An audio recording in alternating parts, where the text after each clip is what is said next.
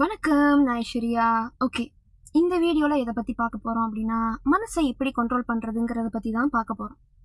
Okay, மனசை நீங்கள் control பண்ணுறதுக்கு மனசை முதல்ல எப்படி பார்க்கணுங்கிறது இருக்குது. மனசை நீங்களா அப்படின்னு சொல்லி பார்த்தீங்க அப்படின்னா, அதான் மனசு தான் நான் அப்படின்னு சொல்லி நீங்கள் பார்த்தீங்க அப்படின்னா அதை கண்ட்ரோல் பண்ணுறது ரொம்ப கஷ்டம். ஸோ மனசை நீங்கள் உங்கள் குழந்தைய பார்க்கணும். நான் ஏன் இப்படி ஒரு கான்செப்டில் வச்சு பாருங்க அப்படின்னு சொல்கிறேன்னா, இப்போது உங்கள் உடம்புல ஒரு நோய் வந்திருக்கு, ஒரு புண்ணு வந்திருக்கு, அது ஒரு புற்றுநோய்னு வச்சுக்கோங்க, அந்த மாதிரி ஒன்று வந்திருக்கு. அந்த நோயை நீங்கள் கியூர் பண்ணுறதுக்கு இப்போ நீங்களே ஒரு டாக்டர்னு வச்சுக்கோங்க.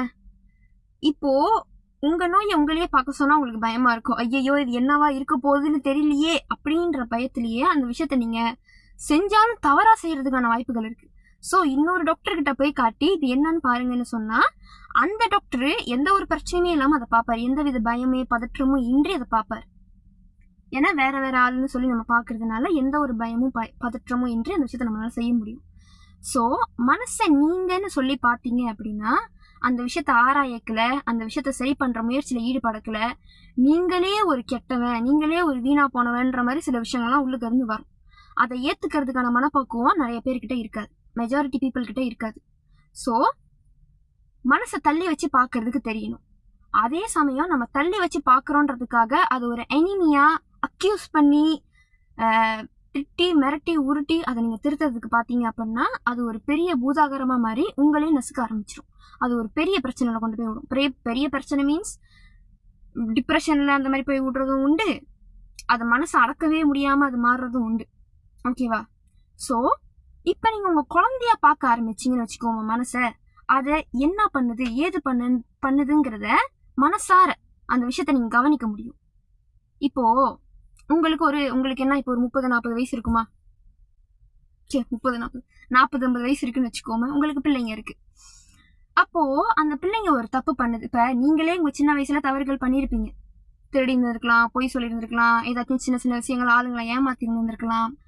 அப்போ அந்த விஷயம் நீங்க செஞ்சிருக்கீங்க. இப்போ உங்க செல்ஃபை நீங்க மன்னிச்சிருந்திருக்கலாம், தெரியாம பண்ணிருப்போம் அப்படின்னு. ஆனா அதே விஷயத்த உங்க பிள்ளை செய்யுதுங்கிறப்ப உங்களால அதை அக்செப்ட் பண்ண முடியாது. நானும் அக்செப்ட் பண்ண மாட்டேன். என்ன பண்ணுவோம் நம்ம? அந்த பிள்ளை ஃபர்ஸ்ட் அந்த பிள்ளை என்ன தப்பு பண்ணிருக்குதுன்றத நல்லா தெளிவா பார்ப்போம். அந்த பிள்ளை போக்கிலேயே அதை விட்டுட்டு என்ன பண்ணுது ஏது பண்ணுதுன்னு அதுக்கே தெரியாம முதல்ல நம்ம அதை கவனிப்போம். கவனிச்சுட்டு நீ இதைதான் பண்றியான்னு ஒரு கன்க்ளூஷனுக்கு வந்ததுக்கு அப்புறம் அந்த பிள்ளையை கூப்பிட்டு அந்த பிள்ளைகிட்ட பேச்சுவார்த்தை நடத்தி, இல்ல அந்த பிள்ளையை அடிச்சுதான் திருத்தணும், அடிச்சு திருத்தி எந்தெந்த எப்படி செஞ்சா திருந்துமோ அந்த மாதிரி நம்ம செய்வோம். ஆமாவா? சில அப்பா அம்மாங்கள் இருக்காங்க, அவன் என்ன தப்பு செஞ்சானே தெரியாம அவனை அடிச்சு உருட்டி மிரட்டி அவன் காலம் ஃபுல்லா திருந்தாத மாதிரி அவனை சில பேர்லாம் மாத்தி விட்டுருவாங்க. ஓகேவா? அந்த மாதிரியான அப்பா அம்மாங்களை பத்தி நான் பேசுறேன். நல்ல பேரண்டிங்கா இருந்தா அப்படிதான் பண்ணுவாங்க. என்ன பிள்ளை முழுக்க பிள்ளை மனசுல என்ன இருக்குங்கிறத தெரிஞ்சுக்கிட்டு அந்த பிள்ளையவே உட்கார வச்சு பேசி அந்த பிள்ளை கிட்ட பேச்சுவார்த்தை நடத்தி அந்த பிள்ளையை திருத்துவாங்க. ஓகேவா? அப்போ நம்ம மனசை நம்ம பிள்ளையா பார்க்கல, அது செய்யற தவறுகளை நம்மளால அக்செப்ட் பண்ண முடியும். ஓகேவா? இப்போ உங்க பிள்ளை தப்பு செஞ்சுட்டான், திருடிட்டான்னு தெரிஞ்சோடனே இப்பயே நான் அவனை போட்டு தள்ள போறேன், அவனை பிடிச்சி ஜெயில போடுங்க சார்னு நம்ம யாரும் சொல்ல போறது கிடையாது. ஐயா இது தப்பு, உனக்கு தெரியாம பண்ற, இப்போ இதை நீ செய்யறதுனால இந்த மாதிரி ஒரு விஷயம் நடக்கும், இதோட கான்சிக்வன்ஸ் இப்படி முடியும் இந்த மாதிரி அப்படின்னு சொல்லி அவன் செஞ்ச தப்பையும் அக்செப்ட் பண்ணிக்கிட்டு அவனை திருத்துற முயற்சியில தான் நம்ம ஈடுபடுவோம். அவனை வெறுத்த ஒதுக்கி வைக்க மாட்டோம். அதே கான்செப்ட் தான் இப்போ நம்ம மனசுக்கிட்ட யூஸ் பண்ணணும். முதல்ல நீங்க மனசை ஃப்ரீயா விடணும். இங்க நிறைய பேர் மனசை ஃப்ரீயா விடுறதே கிடையாது. சில பேர் என்ன தெரியுமா பண்றீங்க, தவறான எண்ணங்கள் வருதுனாலே அப்படியே அதை அக்யூஸ் பண்ணி எப்படி வரப்போச்சு நான் ஒரு தப்பானவன் சொல்லி சில பேர் கில்ட்டி கான்சியஸ் கூட போயிருவீங்க. சில பேர் தப்பான எண்ணம் வருது அப்படின்னா அதை எக்ஸிக்யூட் பண்ணி தப்பான வழியிலேயே போயிடுறாங்க. சில பேர் ரெண்டுமே தப்பு. அந்த எண்ணத்தை வர விட்டு அந்த எண்ணத்துக்கிட்ட பேச்சுவார்த்தை நடத்தி அந்த அந்த மனசுக்கிட்ட பேசி சின்ன பிள்ளை மாதிரி அதுக்கு புரிய வச்சு அதை நம்ம வழிக்கு கொஞ்சம் கொஞ்சமா கொண்டுட்டு வரணும். ஓகேவா? இப்போ அதை கொண்டுட்டு வரது, இப்போ நான் சொல்லியிருக்கேன், நான் டிப்ரெஷன்ல இருந்தேன், ஜேர்னல் எழுதுவேன்னு சொன்னா ஞாபகம் இல்லை. நான் ஜேர்னல் எழுதுவேன் இன்னும் ஒர்க்லாம் நிறைய செஞ்சுட்டு தான் இருந்தேன். ஆனால் ஜேர்னல் பல விதமாக எழுதுவாங்க. நான் எப்படி எழுதுவேன் அப்படின்னா, நான் இப்போ நானே இப்போ என்னோட ஹையர் செல்ஃப் நான் அப்படின்ற மாதிரி 2 பிரிச்சுக்குவேன். ஓகேவா? வேற ஒன்றும் இல்லை, மைக்கு செத்து போச்சு, இருந்தது ஒன்றே ஒன்று கண்ணுன்னு. அதான் நேற்று தான் ஒரு ஆள்கிட்ட சொன்னேன், இன்னைக்கு போச்சு. ஸோ அதனால வெளியில் சத்தமாக இருக்கும்னு சொல்லி காடி கதவு எல்லாம் சாத்திட்டோன்னா உள்ளுக்கு ரொம்ப வேகுது. ஓகே, என்ன சொல்லிட்டு இருந்தேன், ஜேர்னல் எழுதுவேன். என்னோட ஹையர் செல்ஃப் என்கிட்ட கேள்வி கேட்க ஆரம்பிக்கும். Hi Aishwarya, how are you அப்படின்னு. கீழே வந்துட்டு நான் எழுதுவேன், நான் வந்துட்டு நல்லா இருக்க மாதிரி தான் இருக்கு, ஆனால் மனசு ஒரு மாதிரியா இருக்கு. இப்போ திரும்பி ஹையர் செல்ஃப் கேட்கும், ஏன் ஒரு மாதிரியா இருக்கு, எதை பற்றி. அப்போ வந்துட்டு இப்போ கீழே பண்ண தெரியலன்னு எழுதுனேன், இல்லை எனக்கே தெரிலன்னு. அப்போ ஹையர் செல்ஃப் மறுபடியும் கேள்வி கேட்கும், ஃபேமிலி சம்மந்தமாவா, ஸ்கூல் சம்மந்தமாவா, ஃப்ரெண்ட்ஸ் சம்மந்தமாவா, கிருஷ்ணா சம்மந்தமாவா, இதில் எது அப்படின்னு. புரியுதா? கேள்வி கேட்டு பதில் சொல்லி கேள்வி கேட்டு பதில் சொல்லி உடச்சி உடச்சி உடச்சி உடச்சி உள்ளுக்கு போகணும். இது எதுனா மனசுக்குள்ளே போகிறது. இப்போ நான் எழுதி இப்போ நான் வெளியே செய்கிறத மனசுக்குள்ளே நான் போய்கிட்டு இருக்கேன். ஸோ அந்த மாதிரி நம்ம மனசுக்குள்ளே போகிறதுக்கு முதல்ல நம்மளுக்கு ஒரு தில்லு வேணும். ஏன்னா நான் சொன்ன மாதிரி நீங்கள் இப்போ யாராவது ஒருத்தவங்க வந்து உங்களை கெட்டவன் ஏதாவது வந்து ஏசுனாலே நம்ம மனசு கவலைப்படுது, கோவப்படுது, ஏற்றுக்க மாட்டுது. நீங்கள் எப்படி சொல்ல போச்சுன்னு நம்மளே நம்ம கெட்டவன்னு சொல்லி எழுதுக்கலாம், அந்த விஷயம் கண்டிப்பாக அது மனசு ஏற்க மறுக்கும், மாற்றி பேச பார்க்கும்.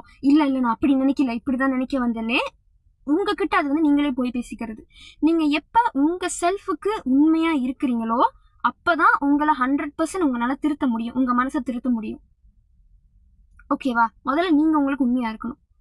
முதல்ல நீங்கள் உங்கள் செல்ஃபை அக்செப்ட் பண்ணணும். நல்லவனோ கெட்டவனோ இதுதான் நான். அந்த முடிவுக்கு வந்ததுக்கு அப்புறம் தான் இதுக்கப்புறம் நான் திருந்தி வாழ போகிறேன். என்ன பண்ணணும் அதுக்கு? அந்த விஷயத்துக்குள்ளே நீங்கள் திருந்தி வாழணுமா, எப்படி வாழணுன்றதே உங்களுக்கு தெரியாமல் தான் இருக்கும். நீங்கள் யார், உங்கள் மனசு என்ன, உங்களோட சிச்சுவேஷன் நீங்கள் என்னன்றதை முழுசாக பார்க்காம நீங்கள் எப்படி இருக்கிறீங்கன்னே உங்களுக்கு தெரியாமல் சரியான பாதையில் போகிறதுங்கிறது ஒரு சந்தேகத்திற்குரிய விஷயம் தான். ஏன்னா சரியான பாதைன்னு சொல்லி நீங்கள் ஒன்று போவீங்க, ஆனால் திரும்பி அதை நல்லா ஆராய்ச்சி பார்த்தா அது பிழையாக கூட இருக்க வாய்ப்பு இருக்குது. நான் எல்லாரையும் சொல்லலை, சில விஷயம் அப்படி போகிறதுக்கான வாய்ப்பும் இருக்குது. ஸோ மனசை முதல்ல ஆராய்ச்சி அதை திருத்துறதுக்கான விஷயத்த நீங்கள் கற்றுக்கணும். எப்படி திருத்தணுங்கிற விஷயத்த கற்றுக்கணும். அதை குழந்தை மாதிரி பார்த்து அந்த தவறான எண்ணங்கள் ஏதாச்சும் வந்துச்சுன்னா கூட அதை சரியாக நம்ம அந்த மைண்டை பாய்ச்சி வழி நடத்தணும். இப்போ மனசு என்னன்னா, ஆல்ரெடி இத்தனை வருஷம் நீங்கள் கடந்து உங்கள் வாழ்க்கையை நீங்கள் வாழ்ந்து வந்தீங்க தெரியுமா. உங்கள் அனுபவம், உங்கள் கஷ்ட நஷ்டம், உங்கள் நினைவுகள் எல்லாமே சேர்ந்த ஒரு ஒரு ஒரு ஒரு கலவை தான் அந்த மனசு. அதில் இருக்கிற விஷயம்தான் இருக்கும், நீங்கள் என்னதான் ஆராய்ச்சி பார்த்தாலும் இருக்கிற விஷயம்தான் இருக்கும். ஆனால் மைண்டுங்கிறது கான்சியஸ் ப்ரெசென்ட்ல. அந்த மைண்டை நீங்கள் எப்படி சொல்லலாம், அந்த கணக்கு வழக்கெல்லாம் பார்க்குறது அந்த மைண்டு. பட்டுன்னு அந்த ஒரு பதில் வரும் தெரியுமா. 2 எத்தனை 4 காலைல என்ன சாப்பிட்டீங்க, பட்டுன்னு அந்த பதில் வருது. நம்ம போய் மனசுக்கிட்ட யோசிச்சுக்கிட்டு இருக்க மாட்டோம் இப்படின்ற மாதிரி. ஓகேவா? பட்டுன்னு யோசிச்சு அந்த ப்ரெசென்ட் மூமெண்ட்ல பதில் கொடுக்க தெரியுமா, அதான் மைண்டு. ஸோ மைண்டை வச்சு தான் நீங்கள் உங்கள் மனசை ஹேண்டில் பண்ண தெரியணும். முதல்ல மனசவும் நீங்கள் லவ் பண்ணி தான் ஆகணும். நீங்கள் மனசை வெறுத்துட்டு இந்த ஒரு விஷயமே எனக்கு வேணாம் அப்படின்னு சொல்லி நீங்கள் முரண்பட்டு நின்று சண்டை போட்டிங்கன்னா சொன்ன மாதிரி அது பூதாகாரமாயிரும். அப்புறமா அது கட்டுப்படுத்த கஷ்டமாயிரும். மனசையும் நீங்கள் அக்செப்ட் பண்ணணும், ஆனால் மூளைக்கு தான் நீங்கள் ஃபர்ஸ்ட் ப்ரியாரிட்டி கொடுக்கணும். ஓகேவா? அதுக்கு ஏன்னா அதுதான் திருத்தக்கூடிய ஒரு இடத்துல இருக்கு. நீங்கள் எவ்வளோக்கு எவ்வளோ மைண்டு கூட அலைன் ஆகி இருக்கிறீங்களோ அவ்வளோ சீக்கிரத்தில் நீங்கள் உங்களோட ஹையர் செல்ஃபோட அலைன் ஆக முடியும். ஹையர் செல்ஃப் கடவுளோட அலைன் ஆகுறது எல்லாமே தான். ஸோ நீங்கள் மனசுக்கூடையே இப்படி அந்த குப்பைக்குள்ளேயே நீங்கள் கலந்துருந்தீங்கன்னு வச்சுக்கோமா, உங்களுக்கு எதுவுமே கிடைக்காது. இந்த மைண்டோட இருந்து இந்த உங்களோட ஹையர் செல்ஃபோட அலைன் ஆகி கடவுளோட அலைன் ஆகல உங்களோட பிரச்சனைக்கான சொல்யூஷன்லாம் கடவுளே கொடுக்க ஆரம்பிச்சிருவார். இதை பண்ணு, அதை பண்ணு, இதை பண்ணு, அதை பண்ணு. கேட்கறதுக்கு ஒரு கற்பனை கதை மாதிரி இருக்கலாம். இருக்க அந்த விஷயம் உங்களுக்கு புரிய வரும். ஓகேவா? இப்போ இந்த ஒரு விஷயத்த மட்டும் நீங்க கத்துக்கிட்டீங்கன்னா, மைண்டை கண்ட்ரோல் பண்றதை கத்துக்கிட்டீங்கன்னா ஈஸி. மொத்த வாழ்க்கையும் ரொம்ப ஈஸியா வந்து முடிச்சிடலாம். முடிக்கிறதுலயே இருக்கேன் என்னது. அதுக்காக இப்போ மைண்டை கண்ட்ரோல் பண்ண தெரிஞ்சிருச்சுன்னா ஓகே அவ்வளோதான். அதுக்கு ஒன்ஸ் கண்ட்ரோல் பண்ணிட்டா அதுக்கப்புறம் வேலையே இல்லை, மிச்சம் அவ்வளோதான், நான் ஞானி ஆயிடுவேன். அதெல்லாம் இல்லை. இப்போ நீங்க ஒரு ஏழையா ஒரு வாழ்க்கையை வாழ்ந்துகிட்டு இருக்கீங்க. உங்களுக்கு என்ன வேலை செய்யணும் எதுவுமே உங்களுக்கு தெரியல. நான் என்ன பண்றேன், உங்களுக்கு வந்து சொல்லி கொடுக்குறேன். இங்க பாருங்க, இப்படி ஒரு வேலை இருக்கு, இந்த வேலை இப்படி செய்யணும், இப்படிலாம் செய்யணும்னு சொல்லி நான் உங்களுக்கு கற்றுக் கொடுக்குறேன். கற்றுக் கொடுத்ததுக்கு அப்புறம் நான் உங்கள்ட்ட சொல்றேன், அதை பாருங்க இந்த வேலையை நீங்க கத்துக்கிட்டீங்க அவ்வளோதான், இதுக்கப்புறம் ஓஹோ நீங்க வாழ போறீங்க அப்படின்னு. அப்படின்னா அதுக்கு என்ன அர்த்தம் அப்படின்னா, நீங்க வேலையை கத்துக்கிட்டீங்க, நீங்க கத்துக்கிட்டோன்னே காசு கொட்ட ஆரம்பிச்சிடும் நான் சொல்லல. அந்த வேலையை நீங்க உங்க வாழ்க்கையில செய்யணும். அந்த வேலையை நீங்க தொடர்ந்து உங்க வாழ்க்கையில செஞ்சுட்டே வந்தாதான் அதுக்கான சம்பளம் உங்களுக்கு கிடைக்கும். ஓகேவா? இப்ப மைண்டை கண்ட்ரோல் பண்றது எப்படின்னு கத்துக்கிட்டீங்கன்னா, நான் இவ்வளவு ஈஸி அப்படின்னு நான் சொன்னதுக்கான அர்த்தம் என்னன்னா, இந்த விஷயத்த இப்ப நான் சொன்னேன் தெரியுமா, உங்க மனசை கண்ட்ரோல் பண்றது இப்படிதானே, அதை உங்களோட கடைசி மூச்சு வரைக்கும் நீங்க ஃபாலோ பண்ணணும். அதை நீங்க ஸ்டாப் பண்ணிட்டீங்கன்னா இப்படின்றதுக்குள்ள மறுபடியும் இந்த சம்சார பந்தத்துல சிக்கிடுவீங்க, அந்த அறியாமைக்குள்ள போய் மூழ்கிடுவீங்க. ஸோ எந்த நேரமும் கான்சியஸா இருக்கணும். தூங்கும் போது கூட கான்சியஸா இருக்கணும், கனவுல கூட கான்சியஸா இருக்கணும். ஐயோ ராமா, அதுக்குன்னு கனவுல எல்லாம் போயிட்டு கஷ்டப்பட்டு இருக்காதீங்க. அது போக போக அது நீங்க இவ்வளவுக்கு எவ்வளவு உங்களோட அன்றாட வாழ்க்கையில சராசரி வாழ்க்கையில இந்த விஷயத்த ஃபாலோ பண்ணிட்டு வரீங்களோ, அதுக்கப்புறம் தூக்கத்துல கூட எப்படி கான்சியஸா இருக்கணும் அப்படின்ற ஒரு விஷயம்லாம் உங்களுக்கு ஈஸியா தெரிய ஆரம்பிச்சிடும். நீங்க அதை பத்திலாம் யோசிக்க வேணாம். இந்த ஆரம்பத்துல 1, 2, 3 இதெல்லாம் எப்படி எழுதணும்ன்றதை தெரிஞ்சுக்கிட்டாலே அதுக்கப்புறம் என்ன எழுதணுன்றது தானா தெரிய வந்துடும். இல்ல யாராவது சொல்லி கொடுக்க வருவாங்க, எப்படியாவது அந்த விஷயம் உங்களுக்கு தெரிய வந்துடும். முன்னுக்கு இருக்கிறத பத்தி யோசிக்கணும். இப்ப கையில என்ன இருக்கு, ஒரு சொல்யூஷன் இருக்கா, அந்த விஷயத்த செய்வோம். சொல்ல போனா அவங்களுக்கு ஒரு பிரச்சனை வந்து தருமா. இப்ப அந்த வீடியோ பாக்குறவங்களுக்கு கரண்ட் சிச்சுவேஷன்ல ஏதாவது ஒரு பிரச்சனை இருக்கும். அந்த பிரச்சனையை சமாளிக்கிறதுக்கான அறிவையும்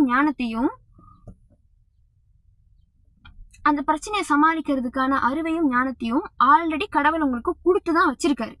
ஆனா நாம என்ன தெரியுமா பண்றோம், நம்மளுக்கு இதை பத்தின அறிவு இருக்காது, யாருக்கிட்டையாவது போயிட்டு இதை பத்தி கேட்போம் அப்படின்னு சொல்லிட்டு 4 பேரை நாடி போவோம். அது தப்பு கிடையாது.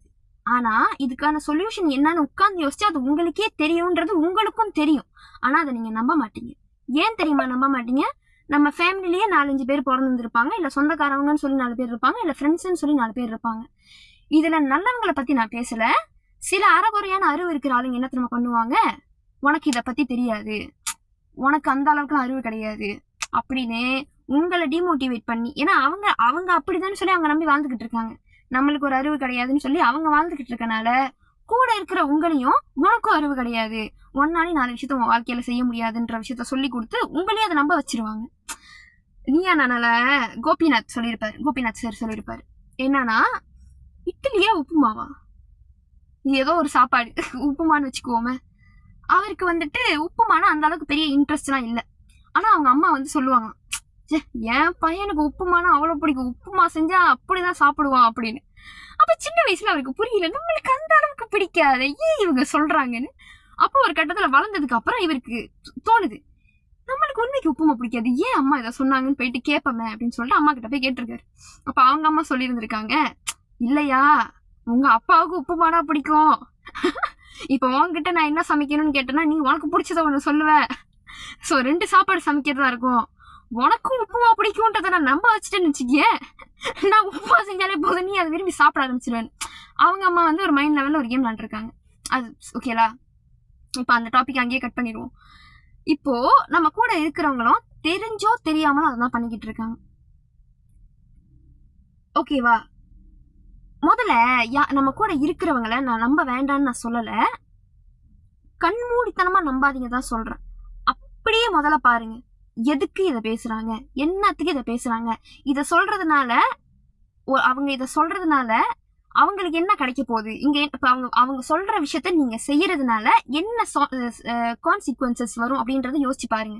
என்ன நடக்கும்? ஒன்னும் நடக்காது, நான் மட்டும்தான் வெட்டியா இருப்பேன் அப்படின்றது உங்களுக்கு புரிஞ்சிட்டு வச்சுக்கோமே. இதுக்கப்புறம் இவன் பேசுற பேச்சு நம்ம கேட்க வேணாம், நம்மளுக்குன்னு ஒரு அறிவு இருக்கு, இல்ல நமக்கு நல்லது சொல்றவங்க 4 பேர் இருப்பாங்க, அவங்க கிட்ட போய் கேட்போம். இல்ல முதல்ல நீங்களே யோசிங்க. நீங்களே யோசிச்சு உங்களுக்கு தெரியலையா, அடுத்து கடவுள் கிட்ட போங்க, இல்ல உங்க குரு கிட்ட போங்க. எப்படி போகணும்னா, அவங்களோட போட்டோ முன்னுக்கு இருக்கும், அவங்க போட்டோ கிட்ட போய் உட்கார்ந்து அவங்க கிட்ட கையை இப்படி கும்பிட்டு வச்சு கேளுங்க. கையை வைக்கலன்னா கூட பிரச்சனை, கையை கட்டிட்டு கூட நீங்க கேட்கலாம், இந்த மாதிரி எனக்கு ஒரு பிரச்சனை இருக்கு, என்ன முடிவு எடுக்கிறதுன்னு எனக்கு தெரியல, எனக்கு வழி காட்டுங்க அப்படின்னு. எப்படியாவது அந்த வழி காட்டுவாங்க. ஆனா அந்த வழி காட்டுனாங்கன்னா அதை செய்யறதுக்கான தைரியமும் உங்களுக்கு வேணும். டாக்டர் விக்னேஷ் சங்கர்னு சொல்லிட்டு ஒருத்தர் இருக்காரு, யூடியூப் சேனல் வச்சிருக்காரு. நான் அவரோட சேனல்ல சில வீடியோ பார்ப்பேன். அப்போ அவர் அந்த ஒரு வீடியோல ஒரு கதை சொல்லியிருந்தார். என்ன கதைனா, ஒரு மனுஷன் மலை பகுதியில நடந்து போய்கிட்டு இருக்கல திடீர்னு தடுக்கி விழுந்துட்டா அவ்வளவுதான், மண்டை உடஞ்சி விழுந்து அந்த அளவுக்கு ஒரு பெரிய ஆபத்தே, உயிரே போற மாதிரியான ஒரு பள்ளம் அது. ஸோ அங்க வந்து விழுகிற மாதிரி விழுந்துட்டாரு. ஆனா செம்ம இருட்டு, ராத்திரி நேரம் கண்ணே தெரியல விழுந்துட்டார். ஆனா நல்ல வேலை ஏதோ ஒன்று பிடிச்சிட்டார், விழுந்துகிட்டு இருக்கலே பிடிச்சிட்டார். பிடிச்சிட்டு கடவுள்கிட்ட வேண்டாரு. கண்ணு தெரியல, சுத்தி என்ன இருக்குன்னே தெரியல. கடவுள்கிட்ட கண்ணை மூடிட்டு வேண்டாரு, கடவுளை தயவு செஞ்சு என் உயிரை காப்பாத்துங்க, கடவுளை காப்பாத்துங்க கடவுளினோட கடவுள் மனசுக்குள்ள இருந்து பேசுறாரு, அந்த பிடிய விடு அப்படின்னு. ஆனா இவருக்கு பயம், எப்படி பிடிய விடுறது, விட்டனா நான் செத்துருவேன் அப்படின்னு. அப்ப அவர் விடல. அப்ப பொழுது கொஞ்சம் கொஞ்சமா விடிய ஆரம்பிக்கல. அதான் பாக்குறாரு, தரைக்கும் இவரோட காலுக்கும் இவ்வளவு கேப்பு தான் இருக்கு. கையை விட்டுருந்தாருன்னா அப்பயே அவர் நடந்து வீட்டுக்கு போயிருந்துருக்கலாம். சோ அப்ப அந்த கடவுளோட கைடன்ஸை ஏத்துக்கிறதுக்கான தைரியம் இல்லை. கடவுள் ஒரு விஷயத்த சொல்றாங்க, குரு ஒரு விஷயத்த சொல்றாங்க அப்படின்னா அதை தைரியமா ஏத்துக்கிட்டு செய்யற அந்த தைரியம் வேணும். கடவுள் மேல அந்த அளவுக்கு ஒரு நம்பிக்கை வேணும். ஓகேவா? சோ முதல்ல உங்களுக்குள்ளேயே சொல்யூஷன் தேடுங்க. அதுக்கப்புறம் முதல்ல முடிஞ்சா கடவுள்கிட்ட கேளுங்க. கடவுள்கிட்ட கேட்கறது தான் நல்லது. கடவுள்கிட்ட கேளுங்க, அந்த சொல்யூஷன் கொடுத்து அதை செய்யுங்க. இல்லை எனக்கு கடவுள்கிட்ட கேட்க தெரியலங்க, நான் கேட்டா 4 பேருக்கு தாங்க போய் கேட்பேன் அப்படின்னா உண்மையாலுமே அவங்க நல்லவங்க தானா, அவங்க நலன் கருதுறவங்களா எப்படி தெரிஞ்சுக்கலாம்? அவங்க நலன் கருதுறாங்களா இல்லையா அப்படின்னா சும்மா ட்ரை பண்ணி பாருங்க. ஒரு விஷயம் நான் செய்ய போறேன் அப்படின்னு சொல்லிட்டு போய் அவங்க கிட்ட சொல்லுங்க. இப்போ எக்ஸாம்பிள், இப்போ நான் ஒரு யூடியூப் சேனல் திறக்க போறேன் அப்படின்ற மாதிரி உங்க கூட இருக்கவங்கள்ட்ட போய் சொல்லி பாருங்க. இல்லை நீங்கள் ஏதாச்சும் ஒரு நல்ல விஷயம் செய்ய போறேன், ஒரு காஃபி ஷாப் திறக்கலான் இருக்கேன் அப்படின்ற மாதிரி உங்களோட ஒரு உயர்ந்த ஒரு விஷயத்த போய் சொல்லி பாருங்க. இல்லைன்னா கூட பரவாயில்ல, சும்மா சொல்லி பாருங்க ஏதாவது ஒரு விஷயத்த. அவங்க என்ன சொல்றாங்கன்னு, முடியும்னு மோட்டிவேட் பண்றாங்களா, இல்லை அதை செய்யறதுக்கான சாத்தியக்கூறுகள் என்னன்னு சொல்லி கொடுக்குறாங்களா, உங்க நலன் கருதி பேசுறாங்களா, வந்துட்டான் ஆமா திறந்து ஆமா இப்படி எதனா சொல்லிக்கிட்டு இருக்க போற இப்படின்ற மாதிரி டிமோட்டிவேட் பண்றாங்களான்னு. டிமோட்டிவேட் பண்றாங்களா, அங்கேயே கொஞ்சம் அவங்க படிக்க ஆரம்பிச்சிருங்க. ஓகேவா? அதுக்கு நான் அவங்களை கெட்டவங்கன்னு சொல்ல கிடையாது. அறியாமையில இருக்காங்க. அறியாமையில இருக்கிறவங்க கிட்ட போய் நீங்க அட்வைஸ் கேட்டீங்கன்னா அதே அறியாமையான ஒரு அட்வைஸ் தான் உங்களுக்கும் கொடுப்பாங்க. உண்மையாலுமே உங்க நலன் கருதுறவங்களா அவங்க கிட்ட போய் நீங்க வந்துட்டு டிஸ்கஸ் பண்ணலாம். உங்க பிரச்சனையை போயிட்டு நீங்க இது பண்ணலாம். ஓகேவா?